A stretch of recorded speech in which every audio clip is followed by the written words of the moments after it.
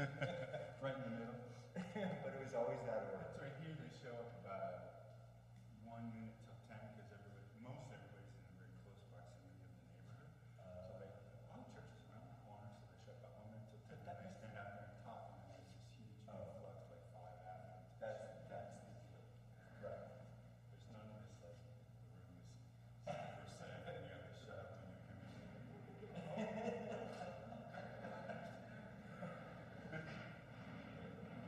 Just a bit. I didn't know that. Oh, that's. Yeah, but Cordetta's house, I've lived forever, and it's up in the trees in the back. So you wouldn't even know you're in Crystal City. It's up in the hill of trees back there. 60s splits mostly. So you hardly even see the planes unless it's cloudy. Really? Yeah. If it's cloudy, you'll hear planes, but other than that. What is the street? Hill Street, and they ain't kidding. Really? Oh, so bad weather. Yes. And His drive drive is along even the- worse than the street, so it's like if something drives you, it's like, I'll see you in a couple days. Well, at least you have an answer then. At least you know. One time there was snow, and the driver decided to go down the hill. It's all trees, there's been growth, there's no lawn here because it's all. And I decided to go down the hill instead of drive because I thought it would be less slippery. So I boots on. The last part of it is steep, and I fell, and I went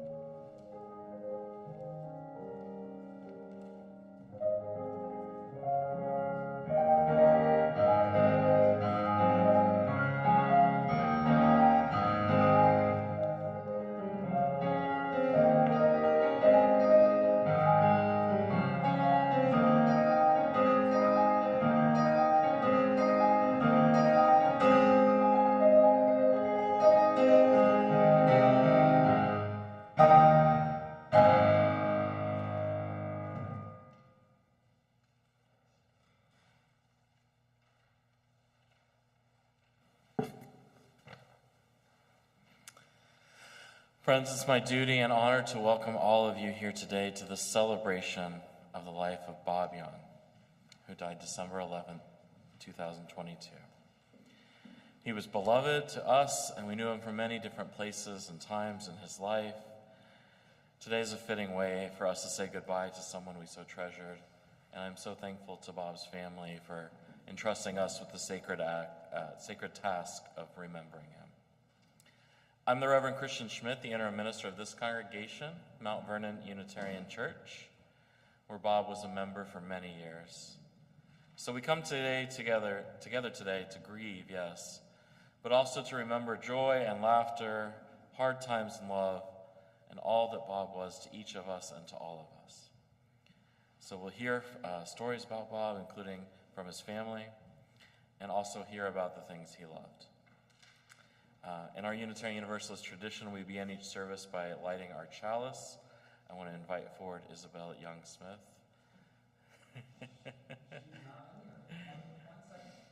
We'll wait, that's fine. No.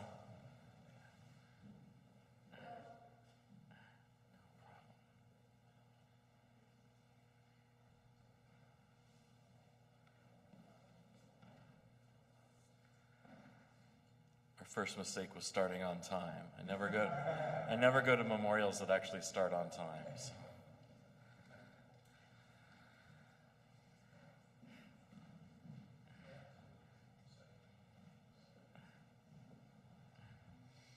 No problem. Thank you. We light the chalice today with these words from the Reverend Christine Robinson. In our time of grief, we light a flame of sharing, the flame of ongoing life. In this time when we search for understanding and serenity in the face of loss, we light the sign of our quest for truth, meaning, and community. I invite all of us, in the spirit of Bob, who loved to sing and hear music, I am told, to rise and embody your spirit, open your gray hymnals to number 346, and sing Come Sing a Song with Me. Mark will lead us.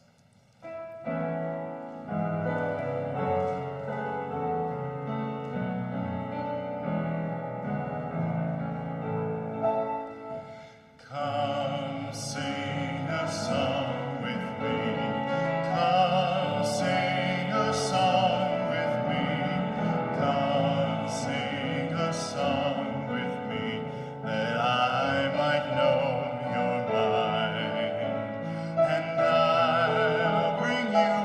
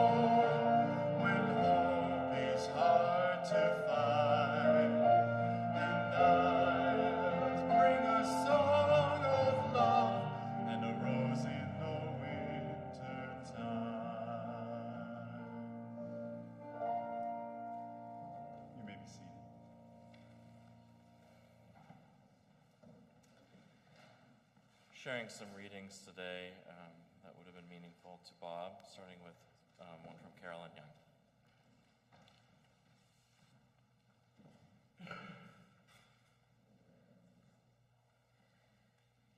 The readings have all been chosen by my brother Bob. There is a time for everything, and a season for every activity under the heavens. A time to be born and a time to die. A time to kill and a time to heal. A time to tear down and a time to build. A time to weep and a time to laugh. A time to mourn and a time to dance. A time to scatter stones and a time to gather them. A time to embrace and a time to refrain from embracing.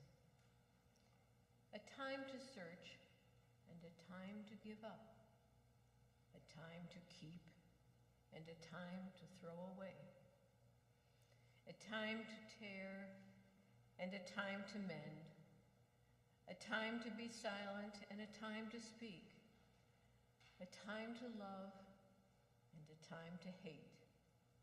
A time for war and a time for peace.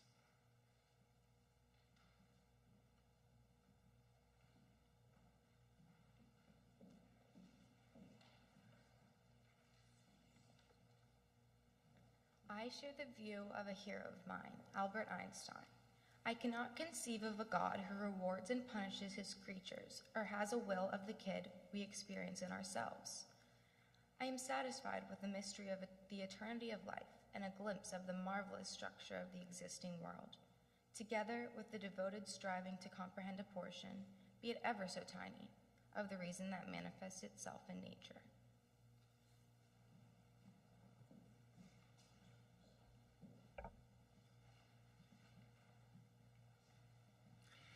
Would you turn in your hymnals and stand if you're willing and able to number 159, This Is My Song.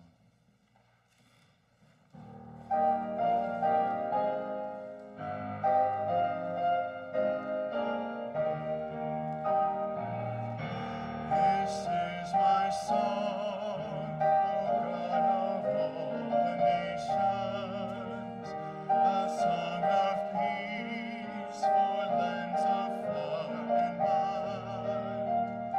This is my home, my country where my heart is. Here are my hopes, my dreams, my holy shrine. But other hearts in other lands are beating with hopes and dreams as true and high as mine. My country's skies are bluer than the ocean, and sunlight beams on clover leaf and pine. But other lands have sunlight too and clover, and skies are everywhere as blue as mine. But other heart, O God of all the nations, a song of peace for their land and for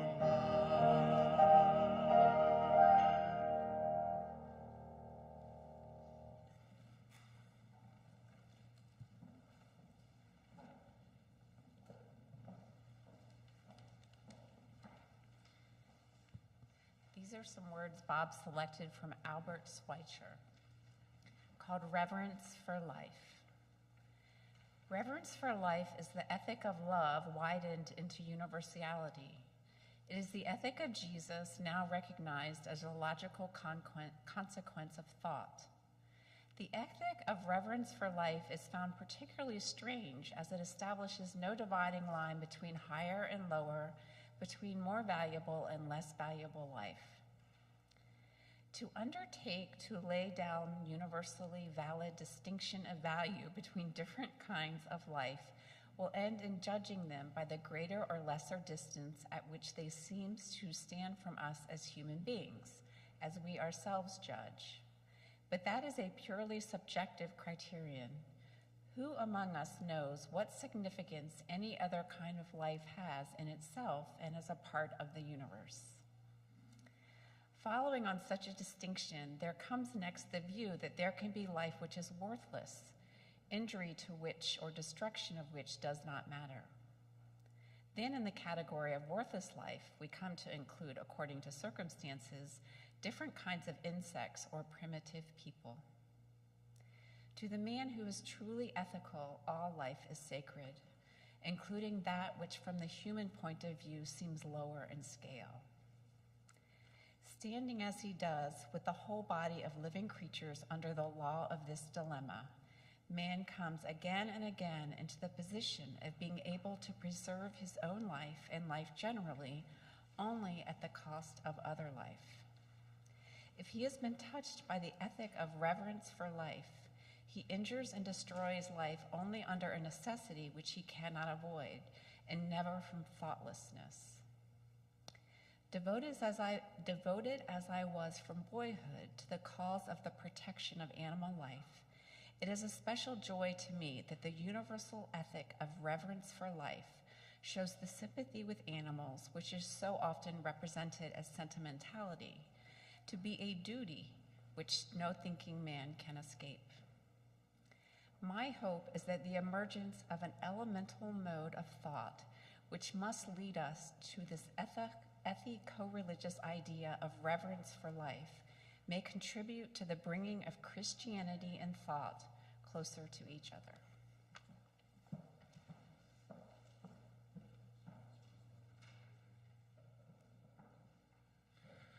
You know, music in a large way is storytelling. And in the terms of storytelling, this is called foreshadowing.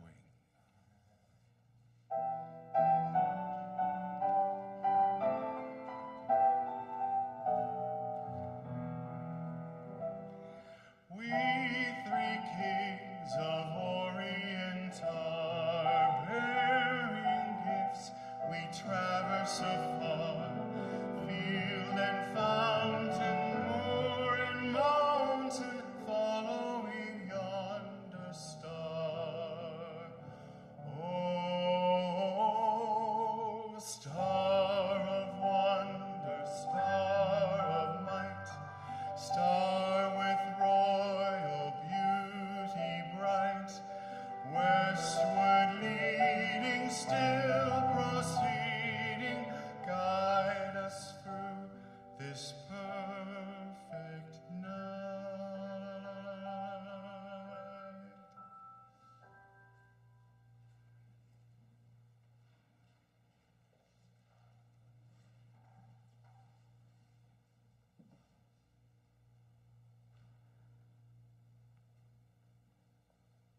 Hello. This works. Great. So, why did we just hear that beautiful We Three Kings solo for a memorial service? It doesn't seem to fit. Well, as was often the case with my dad, I think you'll see with some explanation that it fits quite well. Dad didn't want to go to the United Church of Christ church we went to as I grew up. He went there because that was the compromise church between what he believed and the Methodist church my mom would have chosen on her own. He never recited the prayers or Nicene Creed because he said he didn't want to say things he didn't believe. He said he could not reconcile an all-loving God with one who would create a world with all the horrors and pain we know of today and throughout history. Surely, he said, an all-loving, omniscient, omnipotent supreme being could conceive of a means to accomplish his goals without inflicting truly terrible grief and pain on massive numbers of the mostly innocent. But Dad had no problem singing the church's prayers as part of the choir. Why? I think basically because he loved to sing and socialize. One year, Dad was chosen to solo as one of the three kings in the Christmas pageant. In his 66-page Passing Thoughts, which he wrote about his life and why he lived it the way he did, he noted this Three Kings solo as one of his fondest memories. but he was probably the only choir member who was consistently arguing against church teachings while at church. The funny thing is, I know he didn't say the prayers at that service where he sang the solo. He probably used the choir rehearsal time for that service to lobby his fellow choir members once again. Wherever he was, in all contexts, he preached to all who would listen. Everyone matters, especially the poor. Every animal matters, even those people eat.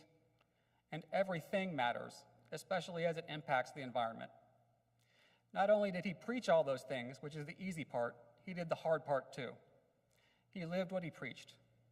And his fun side provided comic relief to the intensity of his values, from eating dessert first, to crawling around on the floor with his grandkids, roaring like a monster, to sort of joking with me that I'm not as dumb as people say I am.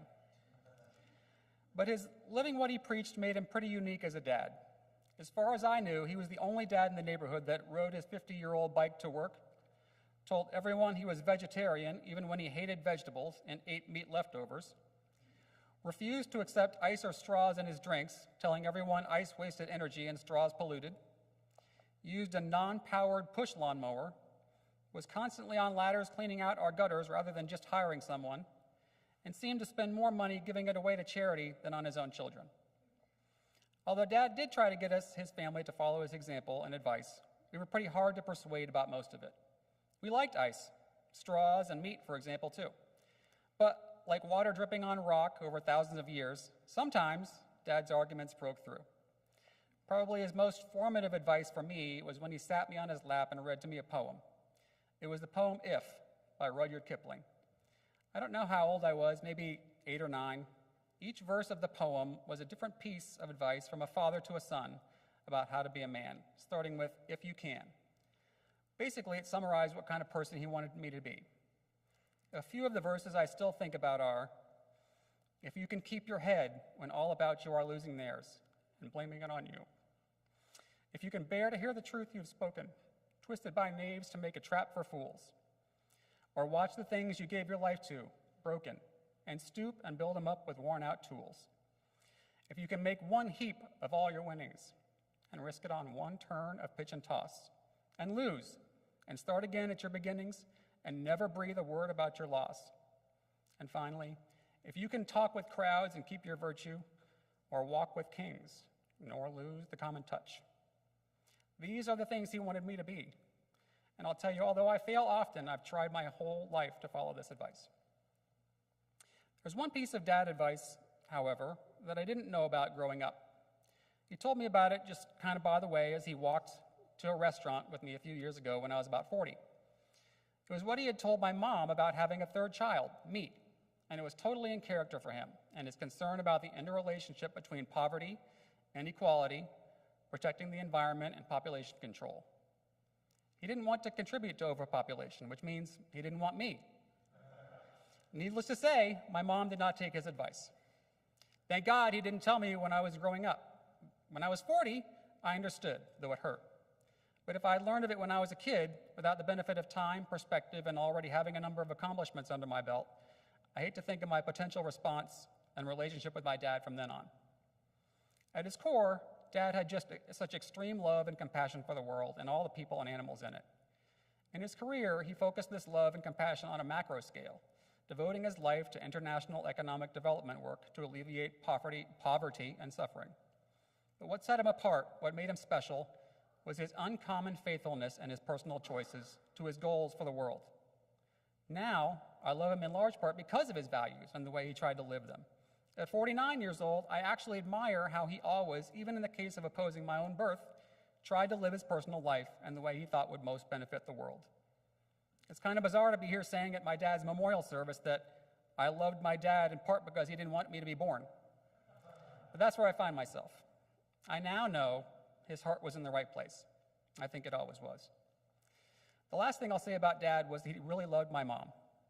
As the few examples I've mentioned indicate, they were pretty different, even on some big things, like religion and the number of kids to have. But on other major things, like being Democrats and Indiana University fans, they were in sync. Somehow they tended to work things out. Somehow Dad often tended to come around to meet Mom halfway or most of her way. When she was in 24-hour nursing care after her series of strokes, the nurses had to plead with him to leave her side for an hour a day to maintain a bit of sanity for himself. Then, when she went to the hospital in the beginning days of COVID, and he could not go with her, that was truly heartbreaking. She died without him being able to see her for the last few weeks of her life. He knew she had been suffering even before COVID, and in some sense felt a relief for her. But even after Mom's death, Dad never really left her side. When Dad died a couple years later, this past December, he still had his wedding ring on his finger. But I'm not finished because as I mentioned my mom, I wanted to say a few words specifically about her too. Due to COVID, we didn't get the chance to have a full funeral or memorial for her. Regarding my birth, I'm thankful that her heart was in the right place too, and she made a different decision than my dad's preference. In this example and many others, it was clear Mom was a quiet force. She did not have to argue and be loud. She was a calm strength, content to dealing with what she could control and letting go of much else. She coordinated and endured moves from Indiana to Calcutta, India, back to Indiana, to Ohio, to Geneva, Switzerland, then back to Virginia with very young kids, not knowing the languages in the other countries, and while my dad just got to get up and go to work every day. As I grew up, she consistently used her strength to keep our family together when we were pretty chaotic. For example, my dad and my sister were different in many ways, but just similar enough that they often seemed to spontaneously combust. Somehow, Mom seemed to always, as Rudyard Kipling would say, keep her head when all about her were losing theirs. She was a pediatric nurse healing children in her paid career, and she was a family nurse nurturing and healing our family in her home career. In the evenings when I was growing up, I could often find Mom either going over nursing charts, reading Agatha Christie, or watching sitcoms. But whatever she was doing, she always just felt comforting to be around. She was there for my triumphs and for my failures all the same, accepting and having time for me. Mom's advice to me in many, many cases when I was disappointed in myself was, if you did your best, it's all you can do. It was so simple and empowering, and also so stress relieving. Do your honest best, prepare. That's what I can control. If I've done my best, there's nothing else to do. The rest will take care of itself, so I can let go. Well, Mom and Dad, you've done your best. You helped your family and the world. Thank you. It's time to let you go. And I'll do my best to carry on in your example. I love you.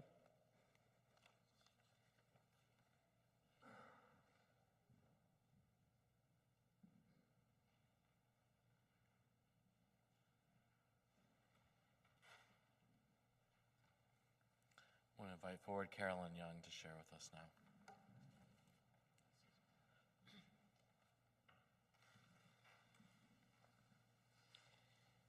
Nearly 83 years.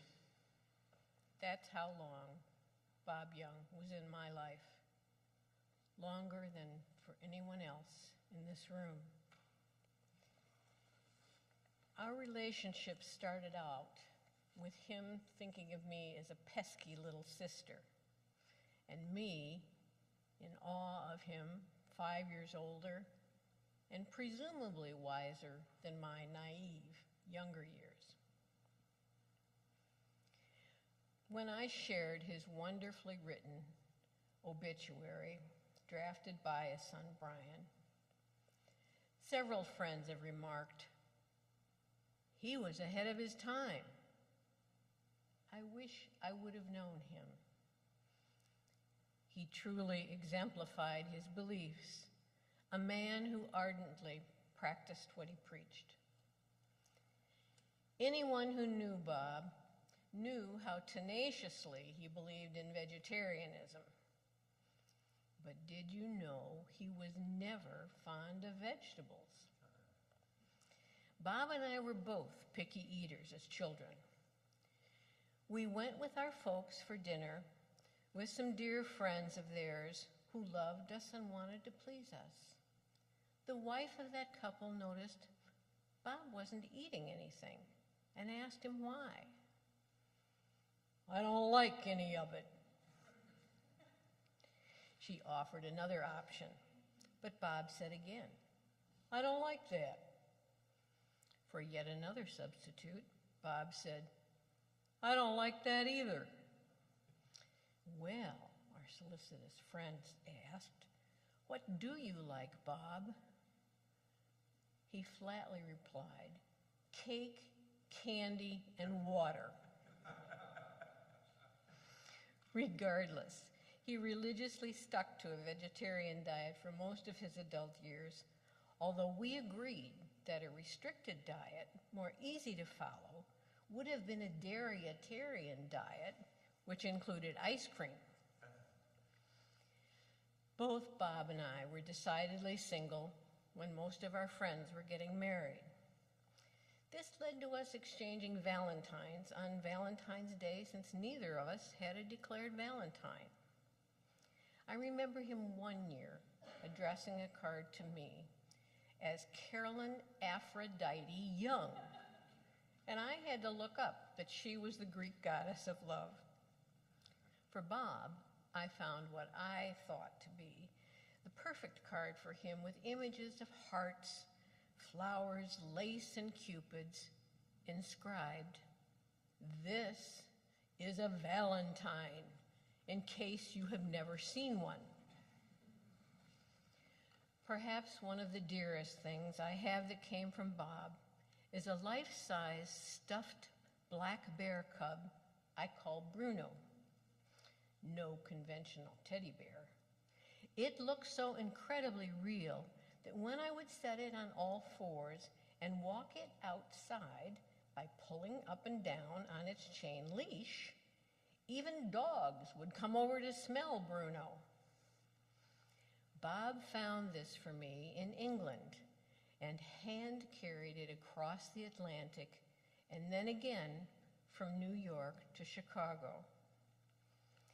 Because my father was attending an out-of-town conference, Mother and Bob were the ones who drove me for my orientation at Oberlin College in Ohio. As we packed the car, Bob noticed that Bruno, too large for a suitcase, was still sitting on my bed at the homestead. "Aren't you taking Bruno?" he wanted to know. I explained I didn't want anything to happen to Bruno. Bob insisted if I didn't take him to Oberlin with me, he was going to take him to Earlham College and give him to some girl there who would appreciate him. No way would I allow that to happen. And so Bruno has lived with me ever since. Dear Bob, I miss you tremendously.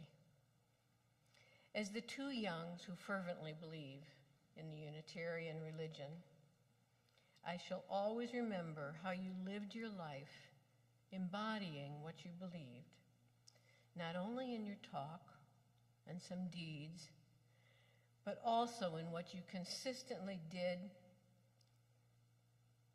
and stood for and went through.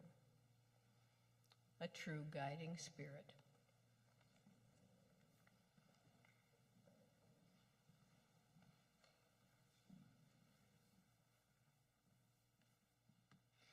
If you would remain seated, please, and join us in singing Spirit of Life. It's number 123 in your hymnal, 123.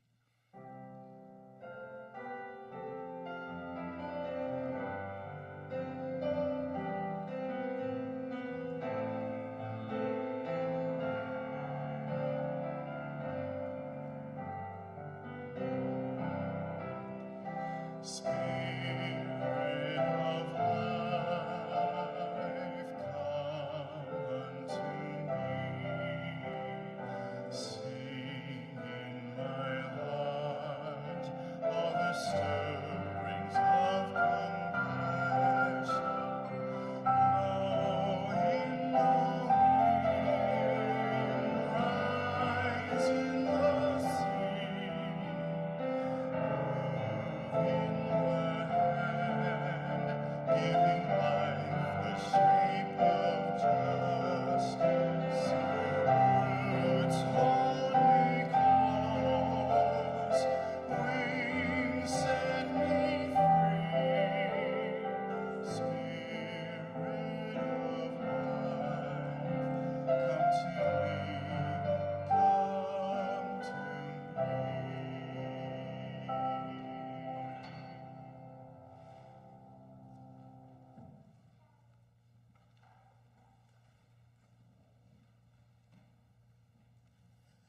The family wanted to have an opportunity for anyone who feels so called to share with us memories of Bob. So I invite forward, if you feel so moved now, to come here and share with us.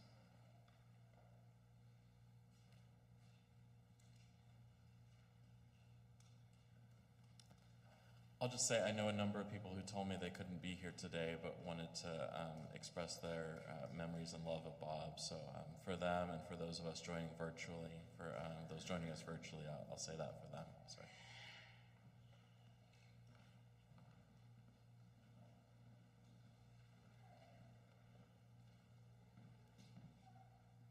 My name's Bob Kinney, and I have a lot to remember about Uncle Bob. And the first recollections I have of Uncle Bob was as a bratty child at their wedding. Somehow or another, I ended up with some other children up in the balcony of the church. And the most amazing thing to me happened was that about halfway through the service, the minister collapsed and fell down onto the ground. Apparently he hadn't had enough to eat or whatever prior to the service, but that was my first acquaintance with Uncle Bob. Through the years, I saw him off and on. He always brought something back to the children when he came back. My mom's kids, Lord knows there were 6 of us, so they weren't big things, but little things. When they came back from India, small carved animals that were very, very pretty. When they came back from Geneva, he brought, of all things, a Swiss Army knife. But fun things. And as a younger, still a child, he gave me a copy of the book Future Shock, which I had a very difficult time getting through. But he was a person, to me, he was very different from my growing up in Kokomo, Indiana. He seemed to have a certain wisdom that I didn't see amongst any of my relatives. And he would impart little things about how the world is and how the world should be. And even something as simple as when we went to visit Aunt and Uncle Bob during the Super Bowl, where Johnny Unitas was battling with Joe Namath. He showed me the wonders of the slide rule and how that worked. So a lot of many things. I will miss him. I think of him quite often, and I also think of Aunt Ann in the same way. And I'm just happy that I could be here to commemorate them. And I'm amazed at how well Brian was able to get through all of this. It's very difficult. But thank you.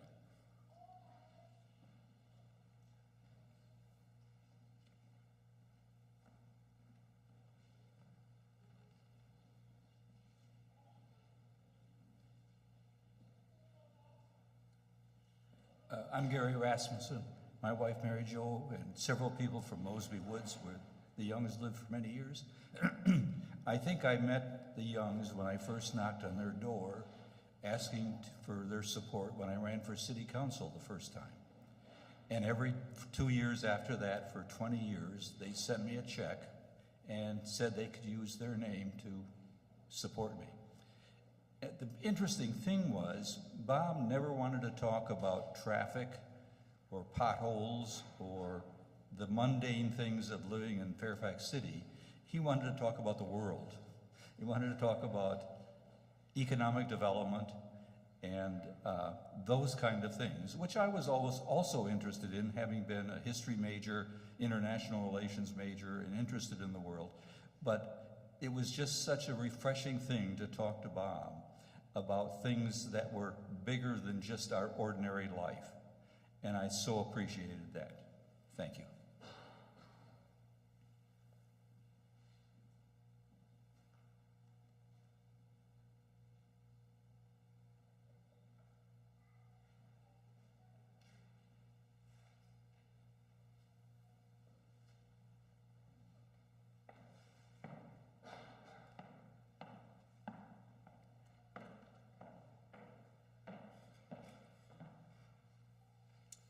I'm Alan Glenn. I'm from the same neighborhood as Gary, Mosby Woods.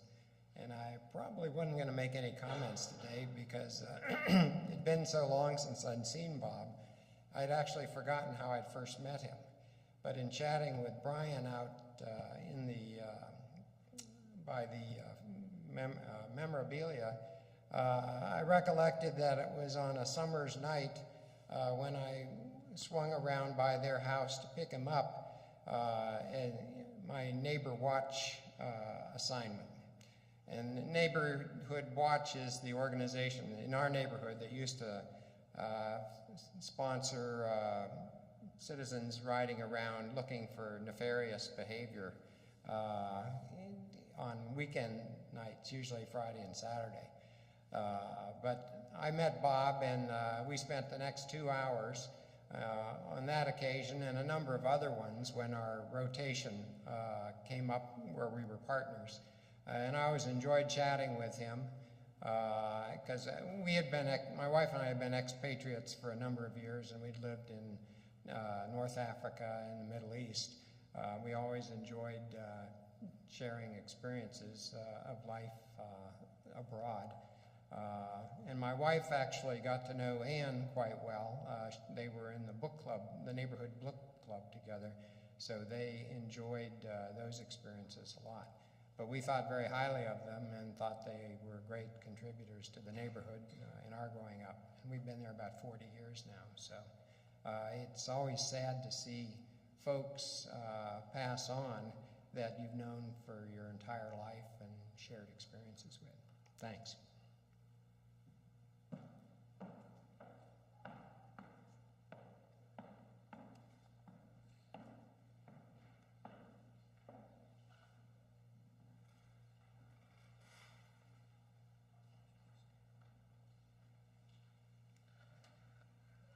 Certainly have more opportunities to share at the reception just afterwards too. So, yeah, please. Sorry, I didn't mean to stop you. Go ahead. I'm Catherine Smith, and I am Brian's wife. So I know Bob and Ann as a mother and father-in-law. And one, I want to say I feel like I won the lottery in terms of my in-laws. And so many people have difficulty. And I won the lottery, and I know Lori, Michael's wife, feels the same. But a couple of memories I have of Bob, one was the very first night that I met Bob and Ann. Brian, they were celebrating a family birthday, and Ann was wonderful about always gathering the family for family birthdays and making their favorite like peanut butter pie, things like that. Anyway, Brian had forgotten that there was this birthday, and he called, and I don't know, like a half an hour before he was supposed to be there, realized it. And so he took me with him, and Ann was intimidating to me when I first met her. She's quiet, she has a quiet strength, she's not warm and fuzzy and huggy, and so I felt a little intimidated, and what I remember about Bob is his warmth. He was so warm to me, and his curiosity. He asked me so many questions and really helped me to feel welcome and at home in that environment. And so over the years, a couple of funny stories for me about Bob. That curiosity, he was so curious about people and asking about them and their life and their beliefs. And the first night that I met Bob, they offered me birthday cake, and I'm allergic to sugar, so I said, no, thank you, I'm allergic to sugar. So for the next 23 years, Bob has offered me sugar regularly. Every few years, not remembering. And then the other thing that Bob just would bring up to me on a regular basis was, do you really believe in God? I mean, do you really believe in the Trinity? And he would really want to explore that. So Bob was a deep thinker. He loved his family. And just watching him with Ann after Ann got sick, I mean, he would not leave her side. And I think Bob shared at times feeling guilty that when he traveled all over the world, Ann was left raising their children. And I think he made up for every minute of that when she was sick. So I guess in ending, it's just there's such a loss. Bob and Ann are such a loss to our family. And I hope that we can take on what they gave us so generously and keep living it. Thank you.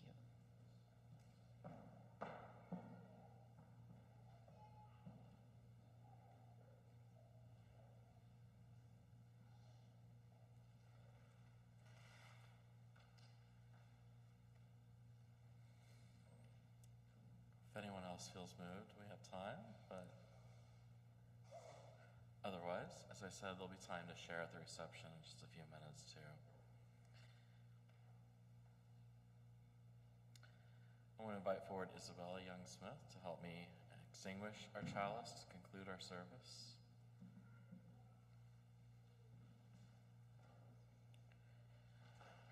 Before we do that, I do want to invite you all to the reception right after. The family would really like you to come share and be together. There's photos, there's a guest book, so please come be a part of that. Oh, I'm sorry. Yeah. We extinguish this flame, but not the light of truth, the warmth of community, or the fire of commitment. These we carry in our hearts until we gather together again.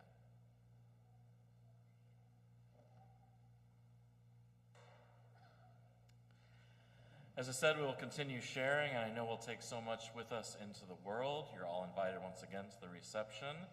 I think outside under the tent was from a different plan. We are definitely inside in the Commons today. As we close, I invite you to begin to let go of your grief, any sadness, that it be replaced by all of these warm memories we've heard about today and those you hold in your own hearts. I want to share the words of the poet Mary Oliver, who said, "To live in this world, you must be able to do three things: to love what is mortal, to hold it against your bones, knowing your own life depends on it, and when the time comes, to let it go, to let it go." I invite you to remain seated for our postlude music, and then we'll go out to the reception just after that.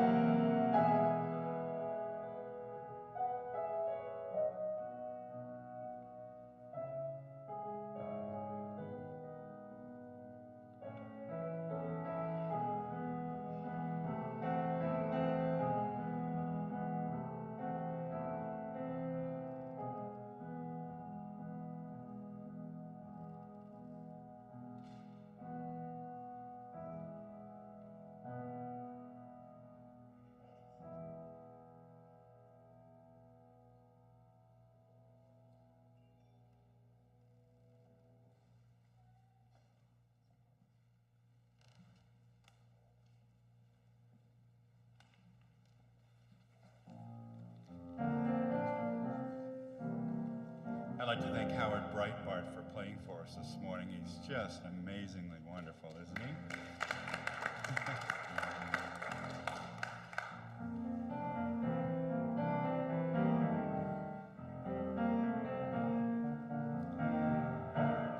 Let it be a dance we do. May I have this dance with you through the good times and the bad times too. Let it be a dance. Let a dancing song be heard. Play the music, say the words, and fill the sky with sailing birds. Let it be a dance. Let it be a dance, let it be a dance. Learn to follow, learn to lead. Feel the rhythm, feel the need. To reap the harvest, plant the seed. Let it be a dance. Let it be a dance we do. May I have this dance with you through the good times and the bad times too. Let it be a dance. Everybody turn and spin. Let your body learn to bend. And like the willow with the wind, let it be a dance. Let it be a dance. Let it be a dance. A child is born, the old must die. A time for joy, a time to cry. Take it as it passes by. Let it be a dance.